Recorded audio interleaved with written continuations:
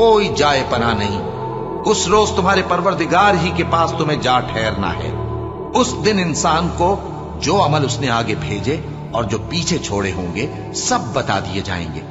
بلکہ انسان آپ اپنا گواہ ہے۔ اگرچہ عذر و معذرت کرتا رہے، پھر جب سور میں ایک بار پھونک مار دی جائے گی اور زمین اور پہاڑ دونوں اٹھا لیے جائیں گے، پھر ایک بار ہی توڑ پھوڑ کر برابر کر دیے جائیں گے، تو اس روز ہو پڑنے والی یعنی قیامت ہو پڑے گی، اور آسمان پھٹ جائے گا